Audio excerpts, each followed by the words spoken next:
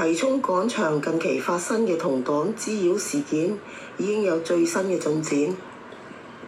警方已經於2026年7月27日正式拘捕5名涉案青年。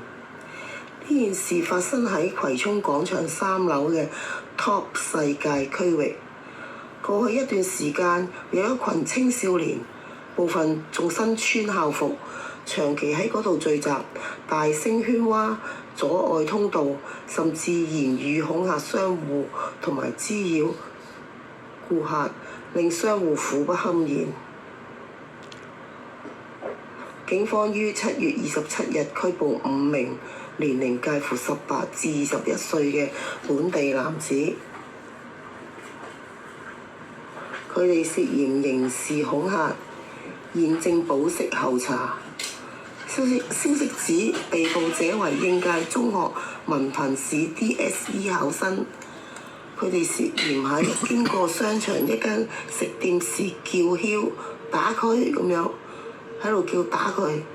店內年輕女職員感到驚嚇而報警。葵青警區自7月起展開針對青少年罪行嘅跨部門行動，目前已派出軍裝同埋便衣警員喺商場重點巡邏，並向年輕人進行防罪宣傳。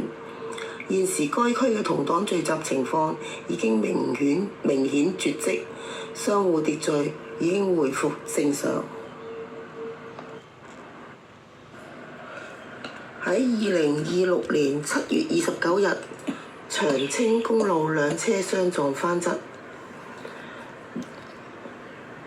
喺晚上7時許，青衣島長青公路往屯門方向近金竹角蜆殼油庫對開，一輛貨車同埋一輛麥豆貨車發生猛烈碰撞，導致麥豆貨車當場翻側，打橫瞓喺路中間，阻擋咗多條行車線。2名司機幸無大礙，麥豆貨車司機喺事後自行爬出車廂，無人受重傷。事故嚴重影響到往機場方向嘅交通，長青隧道同埋南灣隧道往機場方向一度需要實施間歇性封閉。運輸署曾呼籲駕駛者改用荃灣路，現場交通擠塞一直持續到當晚深夜10時後才逐漸消散，回復正常。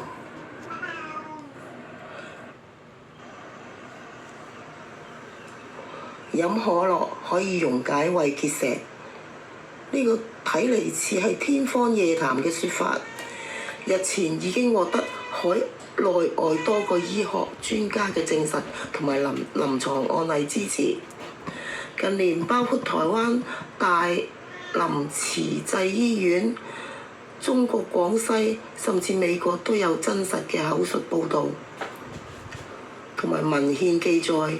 顯示喺特定情況下，可樂確實能夠作為輔助治療胃結石嘅非常手段。事源係台灣有個86歲嘅阿公，微創注射可樂化解4公分巨石。台灣大林慈濟醫院曾志偉醫師分享口述病例，一名86歲患有中風同埋失智嘅阿公，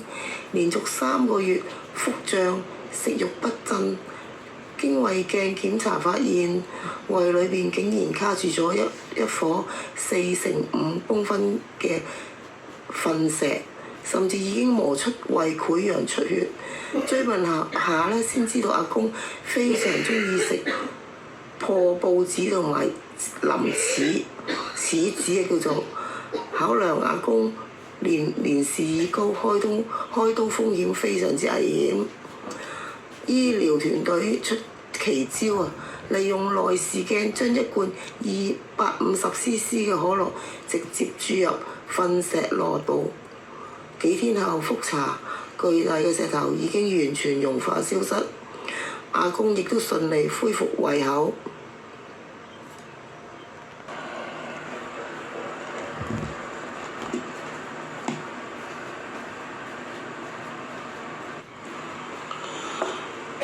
警方已經喺2026年7月29日上午拘捕一名48歲本地男司機，佢涉嫌危險駕駛，現正被扣留調查。呢件事件發生喺2026年7月28日下午約1點09分，一輛白色私家車沿住青山公路洪水橋段往元朗方向行駛，喺駛至益圍村對開嘅交通燈號管制行人過路時，懷疑因為收掣不及竟然從前面兩輛已經停下等候紅燈嘅車輛空隙嗰度攝車罅，強行衝紅燈駛過。當時一名外傭正係帶住2名幼童橫過馬路，幸好及時停步避開，未有釀成傷亡。有關嘅驚險車 cam 片段喺網絡上瘋傳之後激起民憤。新界北總區交通部交通調查組隨即主動展開調查，並迅速破案拘捕司機。案件嘅法律後果，根據香港條例，危險駕駛屬於嚴重嘅交通罪行，一旦定罪，最高可面臨以下懲罰：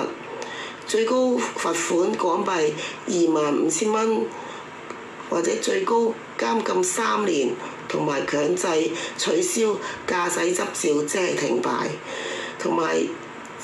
必須自費修讀駕駛改進課程。